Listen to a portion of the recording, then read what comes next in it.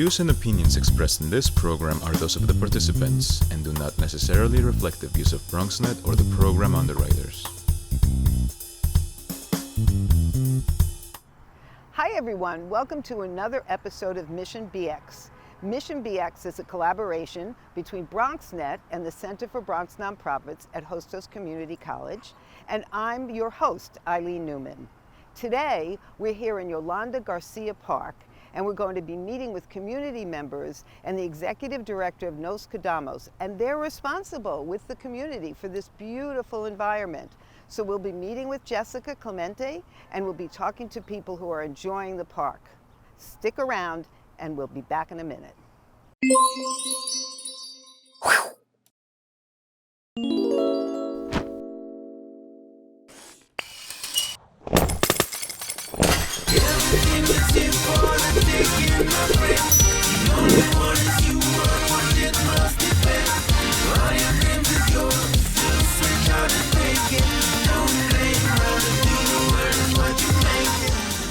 Hi everyone, I'm here with Jessica Clemente, the executive director of the wonderful organization Nos Quedamos. So we're going to learn about this beautiful park that we're sitting in, and also about Nos Quedamos and what the background story is, which is an exciting adventure. Yes. So Jessica, where are we? What is this? So we're in the Yolanda Garcia, what we wanted to call Memorial Park, but it's the Yolanda Garcia Park, celebrating our founder, Yolanda Garcia. This once barren space has now been transformed to a lively, active, functional space that can be shared by both seniors and young people and children alike, which is one of important pieces to say. You know, a lot of playgrounds have been pretty much geared towards one type of group or user, and here we wanted to make sure that there was a good balance so that there's many uses that could take place here. And it was over $6 million in investment. I don't know if I added that part, but it's a pretty substantial commitment that was made on the Parks Department and our local city council person, Salamanca, to ensure that this can actually come to fruition. This park has been in the plan. I was going to ask, how long? The park has been in the making as far as the vision from the day Nos Quedamos was incepted. How long ago? So we're going 25 years, right? So when the Melrose Urban Renewal Plan was first proposed for this community, when pretty much the disinvestment, right, through the fires and through the city's bankruptcy, there was really no commitment for communities of color specifically, or investment in communities of color at that time. A large population had been displaced. Those that remained were here long enough to hear about the city's top-down plan to reinvest and revitalize, and certainly it didn't include them.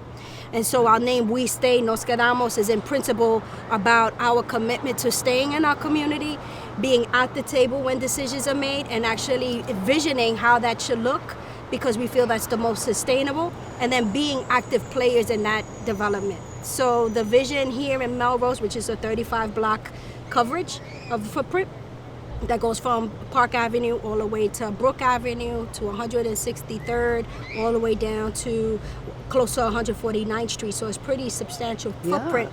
Was about protecting and keeping open space because of the environmental health issues that we fight in our community. Right. We're looking at affordable housing, that's mixed affordable housing. So you have affordable homeownership, and you see here kind of blanketed on both sides of the park are our affordable homeowners buildings that we supported and developed, affordable rental. And is this yours? No, this is a senior building, which was a part of having housing for seniors as well. So that makeup was really important. Walkable streets was also very important to keep our community safe, but also easily accessible. Mixed-use housing was also really important, and at the time it was pretty innovative to even come up to the table with. And of course, you know, it was really not as welcomed by the city, right? Like any proposal that was prepared and fronted by the community, Joe and Jane Public, was not accepted as a real plausible plan. So mixed use, and as you can see now, right, hence mixed use housing with the commercial on the lower level and residential on the top is the practice here in New York City, and I give a lot of that credit to the folks around the table who helped prepare and shape the plan. as part of Nos Quedamos' vision. So this has been around for 25 years, Yes. but Jessica, you had to have been like in elementary school in 25 years. So how did you get involved? My segue into the work with Nos Quedamos and into this work in general was after college. I grew up in Mott Haven in Millbrook houses on 138th Street and 37th Street in St. Anne's. And so firsthand, I know what it is to feel bombarded and impacted by land use and decisions like locating waste transfer stations in our community, and having suffered from asthma directly as a child, and still, even as an adult, I suffer from asthma. So having already that knowledge and that experience, I came across a job description that was fronted by Nos Quedamos, actually, on a public health study that was being funded by Congressman Serrano to look at the effects of asthma and then look at the waste transfer stations, or the siting of waste transfer stations and the diesel truck traffic in our community. And from a participatory standpoint, it was innovative because it actually included community groups that were on the ground, really designing and directing how that study took take place. It was really to combat decisions around site locations for air quality monitors. At that time, it was on rooftop levels, not at ground level, where the most exposure is. So for me, getting out of college, I thought that somehow I had to save the world. I'm an environmental science major. And so I thought I had to save the world somewhere else. This position and this opportunity told me in a lot of ways that I could save the world in my own community. And so it was very empowering. And it affected me a great deal, having to meet and work with Yolanda once I was hired, right? And so she opened the door, and really that chapter of my life that understood the cross-section between public health, land use, and organizing and bringing community power to the forefront. And so we don't have to feel disconnected in a way where we're disenfranchised. Like, the fact of the matter is, what Nos Quedamos accomplished 25 years ago through the Melrose Urban Renewal Plan, which was a community-led effort that was adopted into city charter, which was unprecedented at the time, is success can happen when community is banded together, regardless of whether they know the odds. And the odds are always against us, frankly. And so knowing that you have an uphill battle, but you still have the tenacity and you still have the perseverance to push forward, is what it takes to get change done, transformative change done in our community, and I'm all for that. So that got me in the door. When it came to me to help support the organization on an organizational front, I felt the obligation and the commitment and the pride, frankly, to be able to be asked to support in that role and help recover the organization and move the organization forward.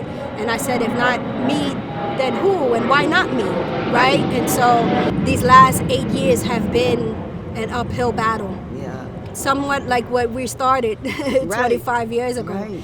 And each day we get closer and closer to really bringing full vision to the plan that was set out, this park being one of them. I was going to say, the work we do with our community gardeners and organizing the community gardens that are in this footprint, of which there are 12. Really looking at how do we band together the stakeholders so that when it comes to policy and decision making, we're present. I have a colleague of mine, a mentor, and someone I have a lot of respect for, Eddie Bautista, who's the ED of the New York City Environmental Justice Alliance, said to me once, and this phrase has always stayed with me: if you're not at the table, you're on the menu. And it's a great line, because our communities are always on the chopping block, right? And are always being impacted in ways that we feel like, oh, we can't do anything about. But the fact is, we can.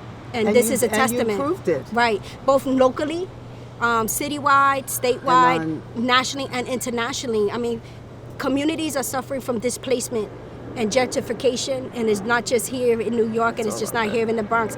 I was in Berlin last year sharing about our experience and how what we've done here in Melrose as a community-led effort of real community planning, right, is a model. I'm sorry we have to take a break. Oh, but thank you for all of that. I feel like, so when are you running for for office? So we'll be back after the break. Thank you.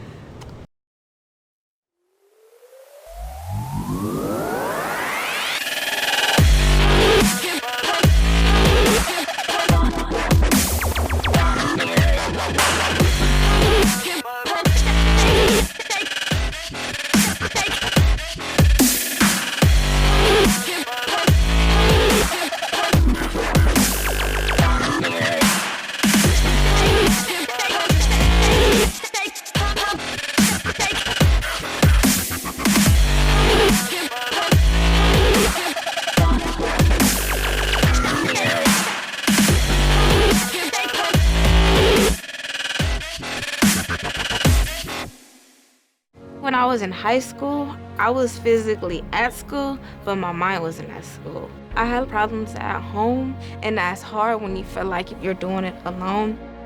That's when I met our niece, my mom, as I'll call her. She started helping me a little bit, like, Nia, I don't know what you're doing with your life, but your future is more important. She's my strength. Just being a support for those hard days and those hard nights, not giving up on me. Thank you to my mama. I wouldn't have did this if it wasn't for her. Today is for my mama and everybody who had my back. It takes a village to help somebody get their diploma. Some people would think, well, maybe it's really not that big of a deal, but it really is. It changes your whole life.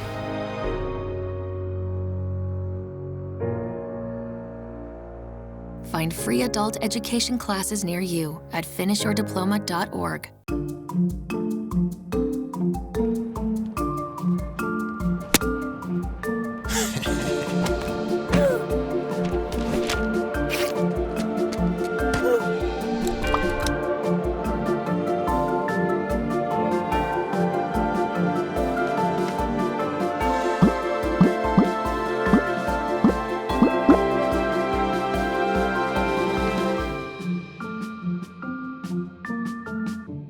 From the north to the south to the west to the east, we are expanding our services and upgrading technology at Lehman College.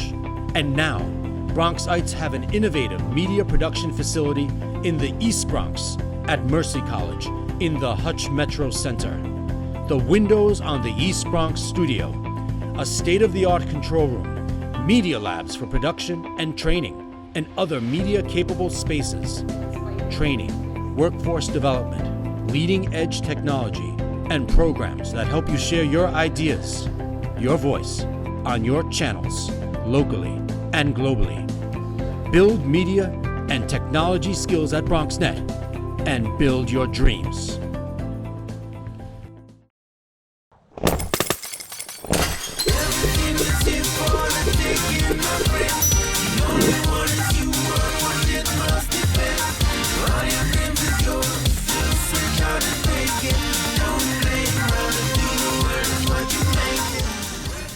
So welcome back. We're here with a member of the community who's here with his adorable son. So this is Kareem Michael, and we just happened upon Kareem and Kayan, and they're enjoying the park. So you have lived in the neighborhood for a few short years. A few short years. I'm not a long-time resident, but my mother-in-law is. Okay. So what made you come into this particular community in the Bronx? Over the years, I've been seeing the development. I also saw this being developed, and my mother-in-law mentioned that it was finished. And we actually frequent another park that's maybe 3 blocks away by the police station. Oh, okay. And it's not as verdant, it's not as nice as this, so we figured, why not? And he loves it. He doesn't even want to go to the other park anymore. So how often do you come? We've been coming here for 2 weeks now, just about every day. Wow. Yeah, that's every day. Very, right? You like this park? That's lucky. I guess he doesn't want to talk right No, now. he's not going to talk right now. But this has, but it has the best playground. It's just there's something about it. It's very interactive. The kids love it. They love interacting with one another. The other parks in the area, they're very bland. They're not as colorful and interactive. So yeah. And we just learned that this park took about 6 years from the initial concept of it to what actually. Really? What you're seeing. Yeah. Wow. Yeah, it was 6 years and a lot of money from a lot of people who really wanted it to happen and wanted the community to have a place like this. Well, I'm glad that they did it. I've never been the biggest fan of the Bronx, being from Brooklyn, but now that I have family here, it's good to see that people care about it and that they're making things better here. So do you see changes in the community since? Yeah. Because right now it's like if you're here for 4 years, it's kind of different than it was 4 years ago. Right. Yeah.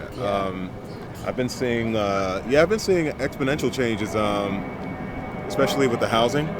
Right. So I think that factors into how, you know, people feel about how, you know, where they live and whatever. So yeah, I've been seeing a lot of changes, yeah, for the better. So are you happy about what the move that you made, or almost happy, or it's a big difference?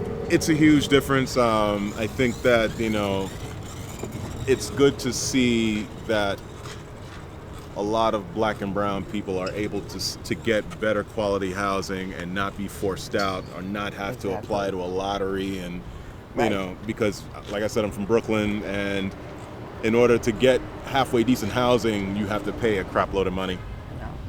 And that's why I'm here. Is that what made you make the move? Yeah, I got priced out. And I'm actually, before I make the big move down south like the rest of, you know, most black New Yorkers, because you go to Atlanta, there's nothing but Brooklyn people down here. I've never heard anyone say that before. Oh, yeah. I didn't realize that. Yeah, you go anywhere from like northern Florida to like the bottom of like Virginia. There's nothing but New York. You're gonna see your old neighbors. Basically, yeah. Wow. Yeah. And I mean, you get more bang for your buck, you know. So I figured, you know, let me give this a try, save up a little money, and I'm glad I did. You know, it's the South Bronx is not as bad as Brooklyn people think it used to be. You know what I mean? It's definitely better than what it used to be. Yeah, and it's. I mean, I think that the allure is that it's such a community. I mean, once you get in it, you see that people really care about it. Oh, absolutely. All of this is such an example. Mm-hmm. It's just. There's a book called Bronx Stories that you should look at, and it's all about. It's about from the perspective of somebody who was running a nonprofit organization. She wrote the book, and she's looking at how this all got developed from rubble, and how this all got built by the community. Wow. So that's my recommendation. But Bronx Stories. Bronx Stories. I'm looking into it. And definitely. thank you so much for spending time with us. My pleasure. It was good to meet you, Likewise. and it was good to meet you too. So nice to meet you. Nice. Oh, that was excellent. That was great. Thank you. We built a media network for you. BronxNet TV. Come learn in your new state-of-the-art studios at Lehman College. At Mercy College. And coming soon to the South Bronx in the Hub. Inspire with your stories, culture, history. Your Bronx on BronxNet. Engage with us. Connect with us at your channels and at BronxNet.tv. Learn, engage, inspire. BronxNet TV. From the Bronx to the world. BronxNet. You think getting dumped by text is harsh? Try getting dumped by a tennis ball. My ex-owner drove me out to the woods, yelled fetch, and by the time I brought the ball back, he was gone. Yeah, I was pissed. But the folks at the shelter helped me let go of my anger. I learned coping skills, like taking it to the hole. Boom! Now I'm ready to fetch again. But how about I throw and you run and get it? So how was work? It was 1,300 hours. My math class from 302 was in the trenches. Davy Roth had it the worst. Fractions were coming at him left and right. He just didn't get the damn things. 2 days ago, I tried to teach him what 1/4 of 1/2 was using different sizes of blocks. Yesterday, I tried again by dividing up pizza. Both missions failed. Oh no. But today, I was ready. I created a combat math game where the only way to beat the enemy is to out-fraction them. Davy conquered every last denominator. My game was so successful, the principal is deploying it to math squadrons all over the school. Anywho, how was your day? Oh, today my boss treated the office to salad wraps. Salad wraps. I know.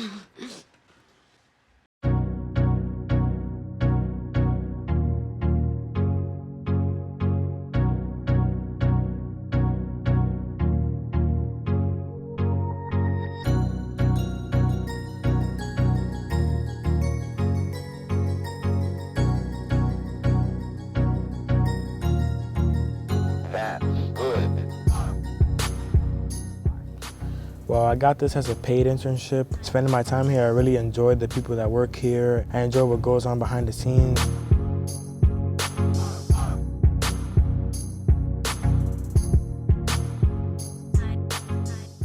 So far, I've learned how to operate a camera, how to host. I learned how to control audio.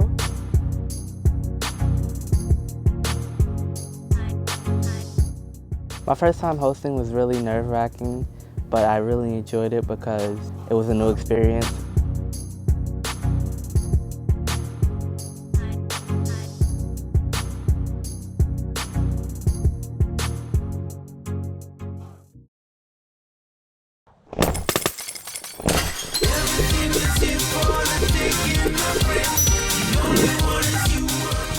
Welcome back.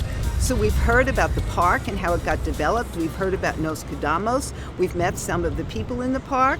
Now let's look at a piece by Eileen Newman about the 2018 Nos Quedamos Street Festival. It's the second annual Nos Quedamos We Are Melrose Street Festival, a celebration of a community once on the brink of extinction in the late 80s and early 90s that today, 25 years later, through the activism of the late founder Yolanda Garcia and her neighbors, saw the creation of 19 new buildings with 4,000 units of housing that make up Melrose Commons from 156th Street to 161st Street and from 3rd Avenue to Cortlandt, with several community gardens in between. Like this one. That's where we caught up with celebrity chef Ramon Perez from the Bronx Havana Cafe.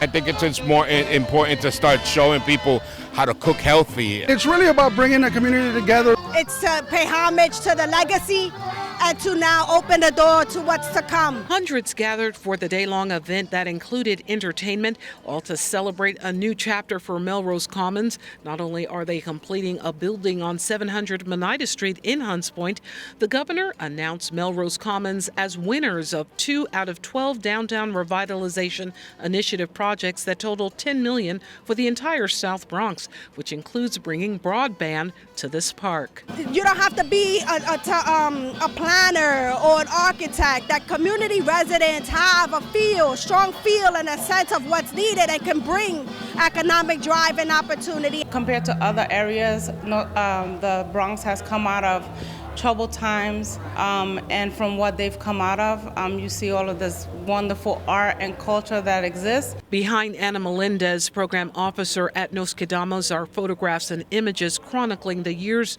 of struggle, resistance, and ultimate victory, all reminders of what can be accomplished when all work together. Former president of the Bronx Overall Economic Development Corporation, Joe Ithier, came to celebrate, as did Peter Stand, an urban planner commissioned to draw up designs for the site.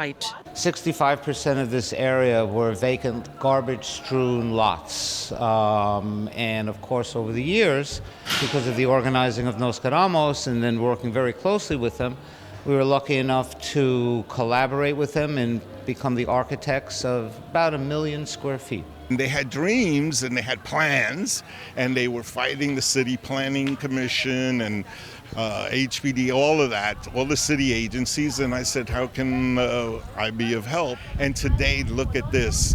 We're celebrating all the work that the people did, the people who stayed and fought. The tables and nonprofits here evidence that this is a community that is changing, with Nos Quedamos at the center, always working to provide the resources necessary to maintain and grow a strong community. I came here without speaking. As you know, Rwanda, we don't speak English. A community that owns its own buildings, its own green spaces, and they have been able to control it and hold it for 25 years is an inspiration to all of us who try to save our communities. They've experienced huge success, and they say that success is far from over.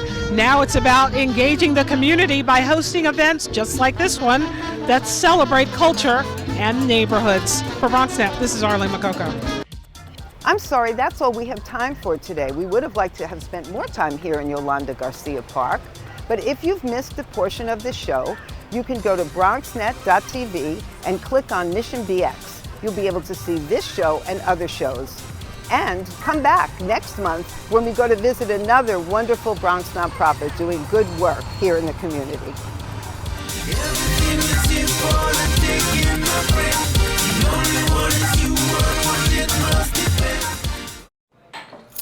What do you think you're doing, Kevin? Was just gonna drive home. There are several warning signs present that you shouldn't be driving. Like hearing voices? Like your text-to-emoji ratio? Oh man, the selfies.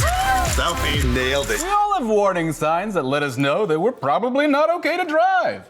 Mine is pretending to be your subconscious. Craig, come on, man, let's split a ride home. Hi, I'm Peter, and there's nothing I love more than sharing vegetables with my friends. Come on in. Help yourself to anything. That's why we give our food the utmost respect it deserves. Did you know there are simple steps we can all take to help save food? You can cook it, store it, even share it. Just don't waste it. Because when it comes to food, better ache than never. To learn more, visit SaveTheFood.com.